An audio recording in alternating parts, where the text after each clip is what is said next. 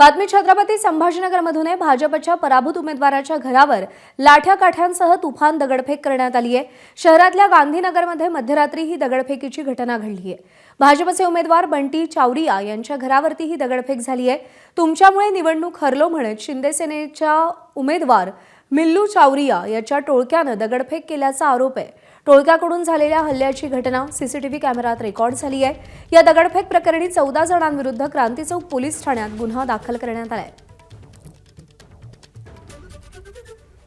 कृष्णा केंडे आपले प्रतिनिधी आपल्याला अधिक अपडेट देतील। कृष्णा, निकाल लागल्यानंतर सुद्धा संभाजीनगर मधलं हे राजकीय नाट्य थांबत नाहीये। काय घडलंय नेमकं आणि कोणावर आरोप आहेत?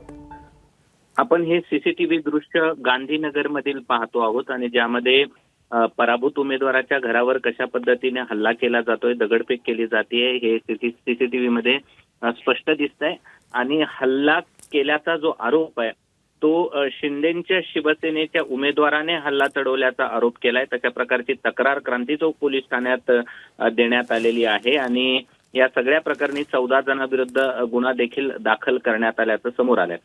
खरं तर इथे एमआयएमचा उमेदवार निवडून आलेला आहे आणि त्यामुळेच ही सगळी स्थिती या ठिकाणी निर्माण झाली अशा पद्धतीचं त्यांचं म्हणणं आहे। आणि माफ करा, इथे उद्धव ठाकरेंचा उमेदवार निवडून आलाय आणि त्यामुळे हे सगळे दगडफेक झाली अशा पद्धतीचं बोललं जात आहे आणि आरोप केला जातोय की शिंदे सेनेचे जे उमेदवार होते त्यांनी भाजपच्या बंटी चावरे यांच्या घरावर हल्ला केला आणि तुझ्यामुळे पराभव झाला म्हणून हा हल्ला केल्याचा आरोप देखील करण्यात आलेला आहे।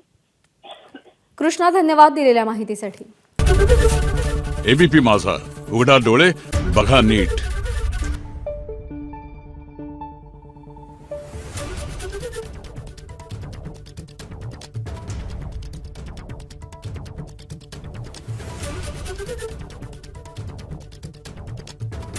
Thank you.